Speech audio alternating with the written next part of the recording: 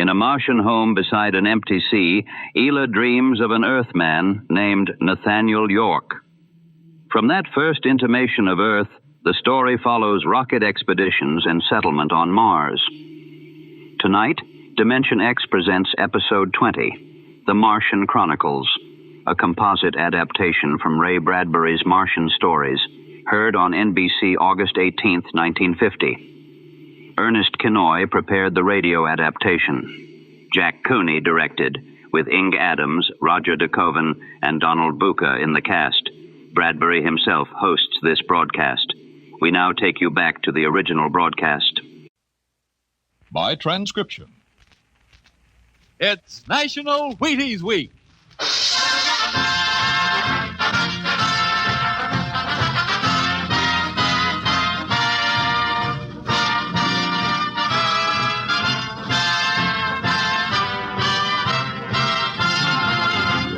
Yes, it's National Wheaties Week, and Wheaties present Dimension X.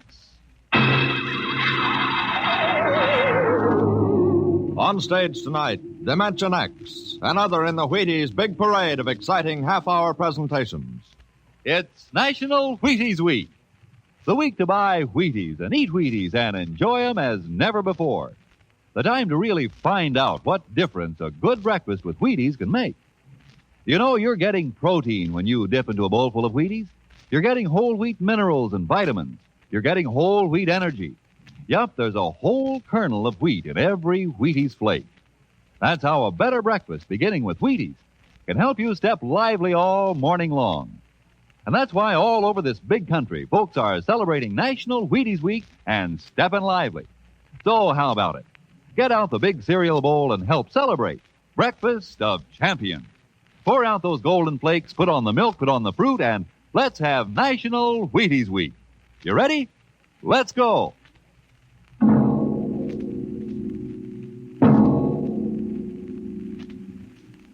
Tonight, Dimension X presents The Martian Chronicles, a dramatization of the new novel by one of our most brilliant young science fiction writers, Ray Bradbury. The Martian Chronicles.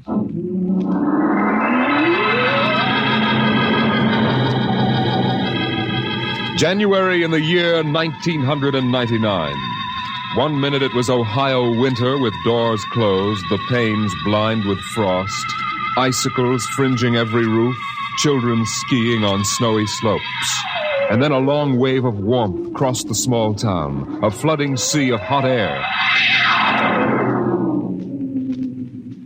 Bye, Mom, I'm going out. William McClellan, you come back here. You know you can't go out in winter without a coat. Do you want to catch your death of cold? But it isn't cold. It's warm outside. It's rocket summer. Rocket summer? You know, like Indian summer.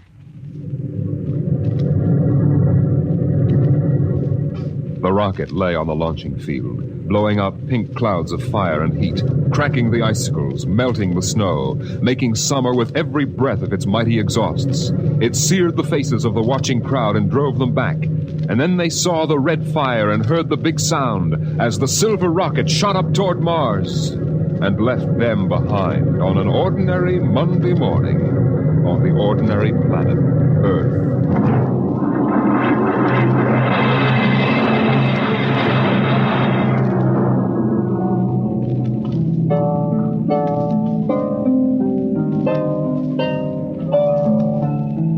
They lived in a house of crystal pillars on the planet Mars by the edge of an empty sea. And every morning you could see Ela eating the golden fruits that grew from the crystal walls, or her husband sitting alone in his room reading from a singing metal book over which he brushed his hand as one might play a harp. Ela and her husband were not old. Once they had liked painting pictures with chemical fire, swimming in the canals when the wine trees filled them with green liquors, and talking into the dawn together. But no more. Marriage sometimes makes people old and familiar while still young, and Ela was not happy now. This morning she sat dreaming between the crystal pillars and wished that somehow a miracle might happen. And then suddenly... Ela, did you call? No. I thought I heard you cry out. Did I? I was almost asleep and had a dream. In the daytime? You don't often do that. Strange. How very strange. I dreamed about a man. A tall man. 6 feet tall. Oh, how absurd. He'd be a giant, a misshapen giant. I know. And yet somehow he looked quite handsome. He was dressed in a strange uniform. And he came down out of the sky in a long silver craft. Out of the sky? What nonsense. He spoke pleasantly to me in another language. But somehow I understood him with my mind. Telepathy, I suppose. Oh, really, Ela? And he said, I've come from the 3rd planet in my ship. My name is Nathaniel York. A stupid name. Whoever heard of a name like that? Perhaps they have names like that on Earth. That's ridiculous, Ela. Everyone knows the 3rd planet is incapable of supporting life. There's too much oxygen in their atmosphere. I suppose. But haven't you ever wondered if... Well, wouldn't it be fascinating if there were people there and they traveled through space in some sort of ship? Really, Ela?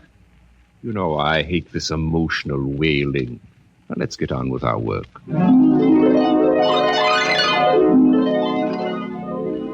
Evening came. The twin white moons of Mars were rising, and the house closed itself in like a giant flower. A wind blew among the pillars, stirring Ela's russet hair, crooning softly in her ear.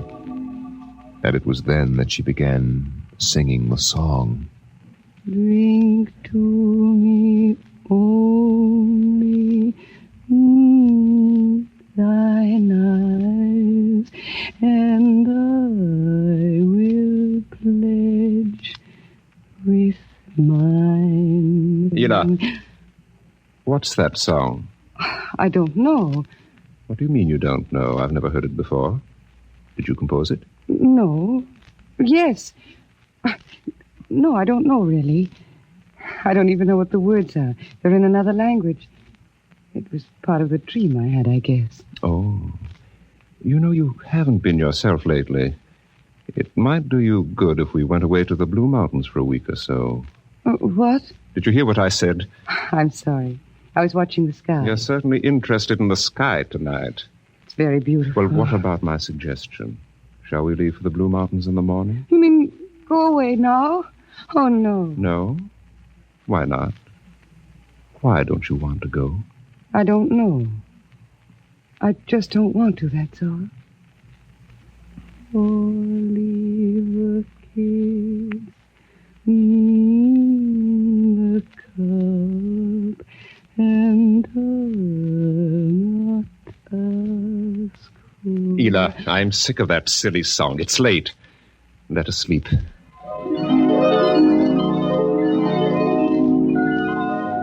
From the crystal walls poured a soft carpeting of mist to support Ela where she lay down to sleep. But through the night she tossed restlessly, until just at dawn the dream recurred. Ela! Ela, wake up. What? Oh, what is it? You've been dreaming again. You talked in your sleep. Did I? Yes. What were you dreaming? Oh, the ship. It came from the sky again. And the tall man stepped out and talked with me, telling me little jokes and laughing. What else happened? And then this Captain York... Oh, I can't. It's all so silly. Tell me! He said I was beautiful. And then he kissed me. I thought so. What else? Why, Eel, you're so bad-tempered. It's only a dream. Is it? You know I can read your mind. You can't keep secrets from me. Well, all that happened was this Captain York told me... Well, he told me he'd take me away in his ship into the sky. Take me back to his planet with him. It's quite ridiculous, really. Ridiculous, is it? You should have heard yourself. Fawning on him, talking to him, singing with him all night. In your dream, he landed in Green Valley, didn't he? Please. And he told you he was coming today. Yes. But what's come over you? It was only a dream. You can't be jealous of that. No, I suppose not. Forgive me. I'm being childish. Eel, you're sick. You've been working too hard. No, I'm all right. But perhaps you're right. Maybe I could use a little relaxation. Yes. I think I'll take the morning off and go hunting. Hunting? Yes, in Green Valley.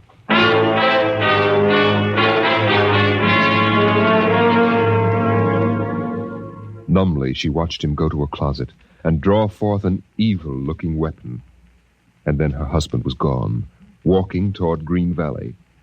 And Ela waited, watching the sky for an unknown thing, trembling with a nameless fear. And then it happened. A whirring, rushing sound.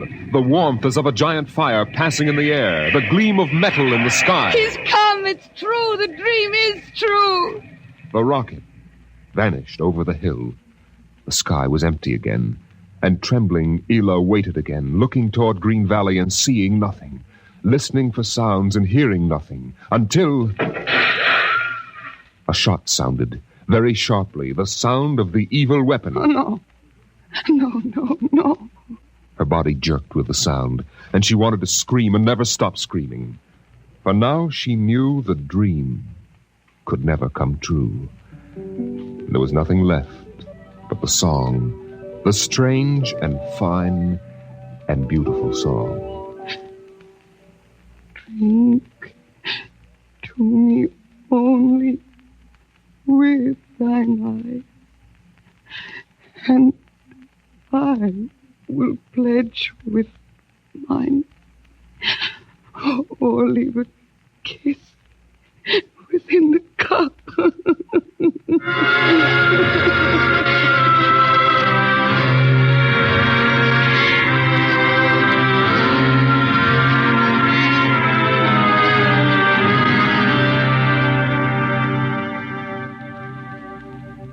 But still the rockets came.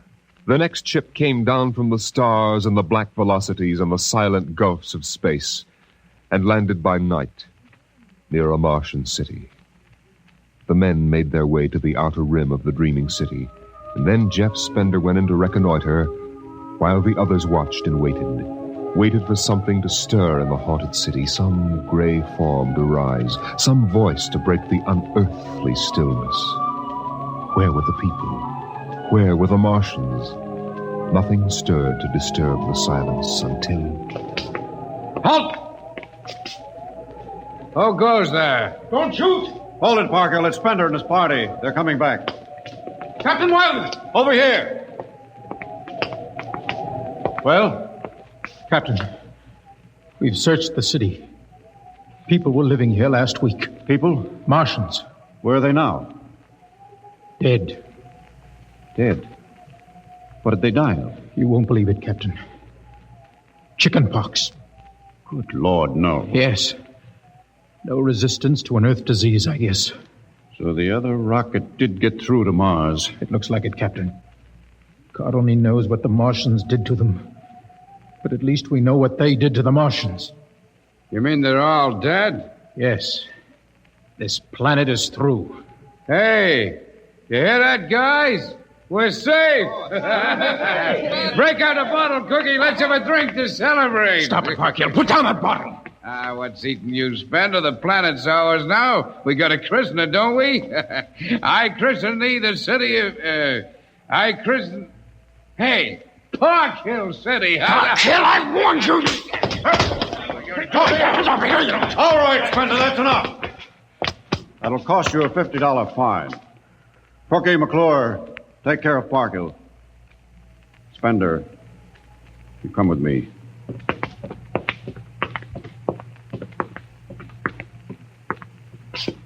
All right, Spender, why did you hit him? I don't know, Captain. I was ashamed, I guess. Ashamed of Sam Parkhill and the noise and the spectacle the whole crew is making. It's been a long trip. It's only natural they'd want to have their fling. Yes, but where's their sense of what's right? Their respect for what's happened here? Captain, a race builds itself for 1,000,000 years, refines itself, builds cities like this one, does everything it can to give itself respect and beauty, and then it dies. Of what? Not anything fine or majestic or fitting, but but a dirty little thing like chicken pox. And Sam Parkhill wants to celebrate. I know, Spender, but you've got to remember you've a different way of seeing things. I'm seeing things all right. I'm seeing what we'll do to Mars. We'll rip it up, rip the skin off, ruin it the way we've ruined our own planet. Captain, look at the city. It may be the last time you'll ever see it this way. Beautiful in the moonlight, isn't it? Yes. There's a poem by Byron that describes it, and how the Martians would feel tonight, if there were any of them left to feel. So we'll go no more a-roving so late into the night. Though the heart be still as loving and the moon be still as bright. For the sword outwears its sheath, and the soul wears out the breast. And the heart must pause to breathe, and love itself must rest. Though the night was made for loving, and the day returns too soon, yet we'll go no more a-roving by the light of the moon. Without a word, the Earthmen stood and looked at the city. The bottle lay shattered at Sam Parkhill's feet, and the sour stench of liquor filled the cool air. The men of Earth had come to Mars.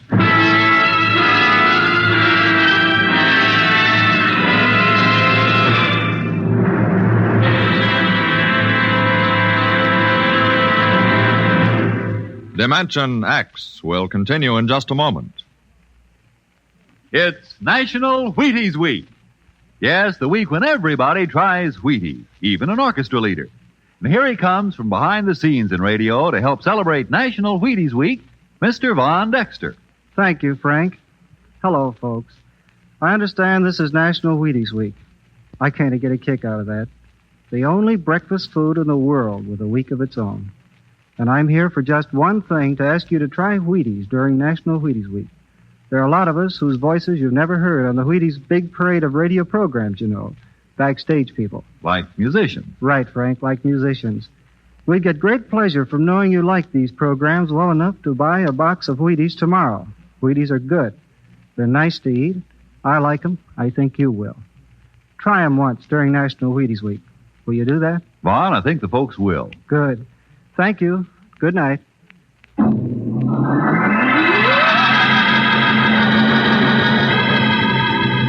The men of Earth came to Mars. They came because they were afraid or unafraid, because they were happy or unhappy, because they felt like pilgrims or did not feel like pilgrims. The government posters screamed, "There's work for you in the sky. See Mars!" And the men shuffled forward, all kinds of men, all coming for different reasons. The rockets came like drums beating in the night. They came like locusts, swarming and settling in blooms of rosy smoke. Mars was a distant shore, and the settlers spread upon it in waves. First the pioneers and builders, then the people of civilization. Some came because they were afraid of a coming war on Earth. Some came because they were afraid of nothing. Some came to escape from the smell of the subways and the cabbage tenements. And some came from houses like the one in Ohio. It was a good house, the house in Ohio, and for 6 years the family had lived there contentedly, enjoying music and poetry and the rich, warm things of life. For the house had been built to be lived in the year 2020. It contained all the latest automatic devices, from talking book recorders to singing clocks. 7 o'clock, time to rise, open your eyes. Tick-tock, 7 o'clock, time to rise, open your eyes. As the family rose and dressed, the beds whirred electronically and made themselves. In the kitchen, the stove sighed, and ejected from its warm interior 8 eggs, sunny side up, 12 bacon slices, 2 coffees, and 2 glasses of milk. 7-9, breakfast time. Come and dine.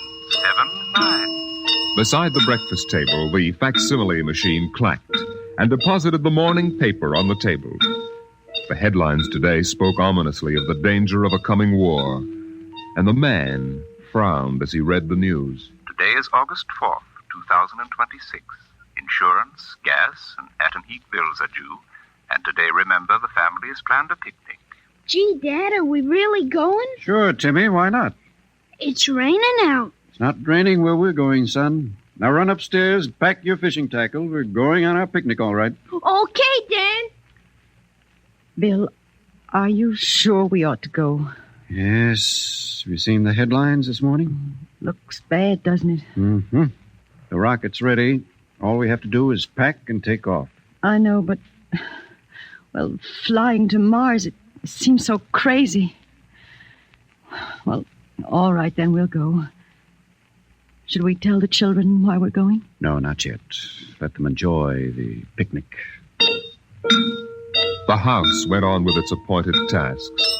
9:15, time to clean. 9:15, time to clean. Out of the molding darted hundreds of tiny mechanical mice, all rubber and metal.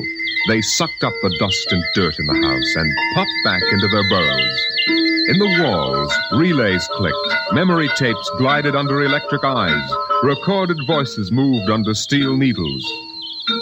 12 o'clock, 2 o'clock, 4 o'clock, 6 o'clock, tick-tock, 8 o'clock. Evening came. In the living room, the hearth fire bloomed out of nothing, and the phonograph spoke from beside the fireplace. Mrs. McClellan, what poem would you like to hear this evening? Mr. McClellan? Since you express no preference, I shall select at random from among your favorites. Sarah Teasdale, There Will Come Soft Rains. There will come soft rains and the smell of the ground, and swallows circling with their shimmering sound, and frogs in the pools singing at night, and wild plum trees in tremulous white. Robins will wear their feathery fire, whistling their whims on a low fence wire, and not one will know of war, not one will care at last when it is done.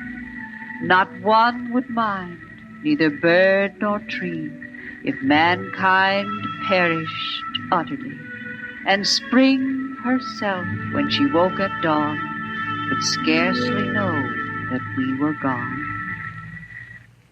The phonograph finished the poem, but there was no one there to hear, for the family had gone to Mars.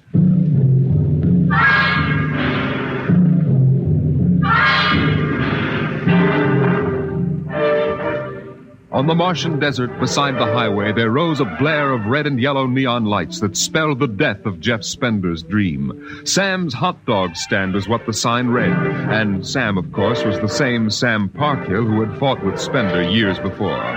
10,000 rockets were reported leaving soon for Mars, with 100,000 hungry customers, and Sam wanted to be ready for them. Hey, look up there, Elmer. See that green star up there? That's Earth. Good old wonderful Earth. Makes you feel almost reverent, don't it? Yeah. Send me you're hungry and you're starved.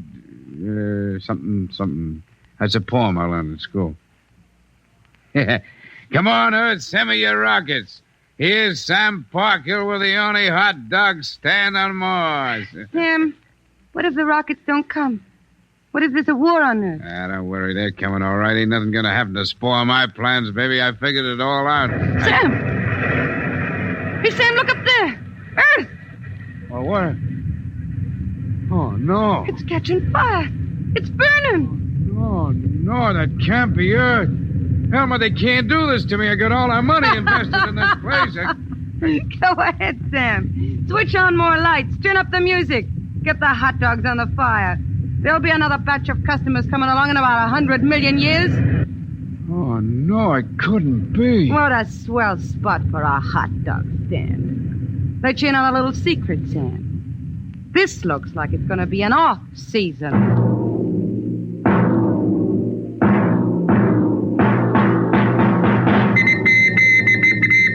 The light beam radio crackled with the news. By morning, the shelves of the luggage store were empty, and the rockets were blasting off, headed back to Earth. In a few days, everyone was gone, and the planet of Mars once more lay deserted and silent.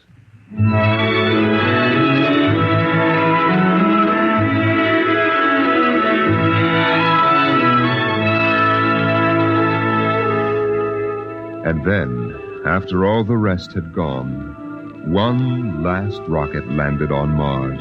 A small, family-sized rocket come all the way from Earth. It seemed a long way to go for a picnic, but Dad had suggested a fishing trip, and Mother thought the whole family would enjoy a vacation. So here they were, floating down a Martian canal, with Timothy sitting in the back of the boat with Dad and Mother up front holding Alice the baby, and the deserted Martian towns drifting slowly by. Dad, What is it, Timmy? when do we see the Martians? You promised we would. Soon, Tim, soon. Oh, but William, the last Martians died out years ago. They're a dead race now. Not quite. Don't worry, son. I'll show you some real live Martians later on.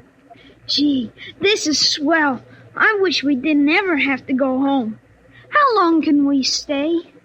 1,000,000 years. 1,000,000 years? Yes. It's time we told you, son. We're not going home.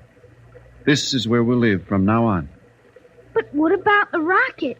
What about Ohio? There's nothing there now but ruins. The last Earth radio just went off the air. That means the war is over and Earth is finished.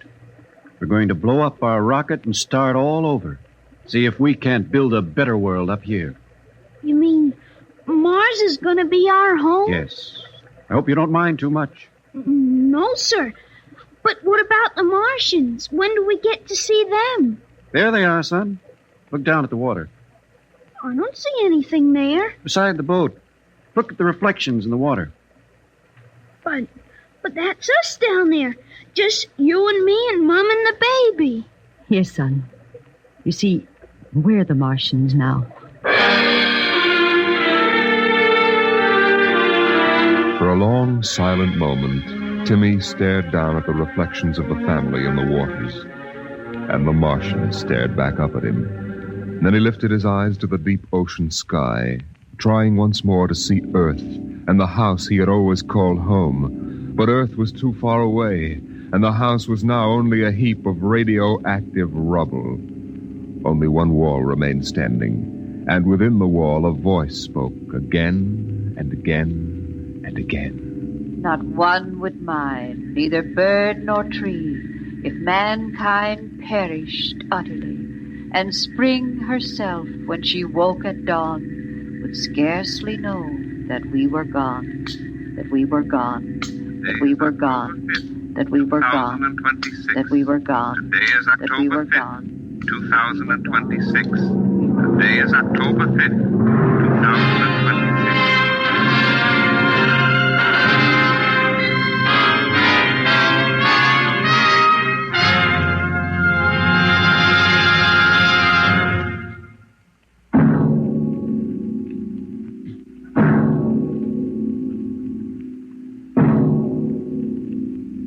You have just heard The Martian Chronicles, a dramatization of highlights from the new novel by Ray Bradbury. Your narrator was Norman Rose, and featured in the cast were Inge Adams, Roger de Koven, and Donald Buka. Music by Albert Berman, engineer Bill Chambers. Dimension X is produced by Van Woodward and directed by Jack Cuney. In a moment, we'll tell you about next week's show. And now, here is your Wheaties man, Frank Martin. Go out and get the Wheaties. It's National Wheaties Week. Yep, this is the week everybody's trying Wheaties. See yourself how Wheaties at 7 can help at 11. A better breakfast beginning with Wheaties can help make a wonderful difference because there's a whole kernel of wheat in every Wheaties flake. So eat happy, work happy. Wheaties, breakfast of champions. Get yours. Get yours. It's National Wheaties Week. Next week, the strange and chilling story of The Parade. The parade that suddenly turned into a funeral procession for the world of tomorrow. The world of... Dimension X.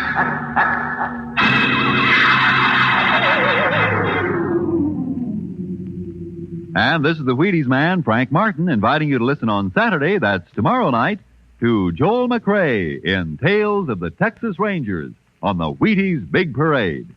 See you then. Remember, it's National Wheaties Week. Swing ya, partners, right and left. It's National Wheaties Week. Come on, everybody, to the Wheaties party. Eat a lot of Wheaties like the champions do. Dance together, cheek to cheek. This is National Wheaties Week. Eat a lot of Wheaties like the champions do. Wheaties, a breakfast of champions. The preceding was transcribed. Coming up is Jack Late. Listen for Bill Bendix, October 6th on NBC.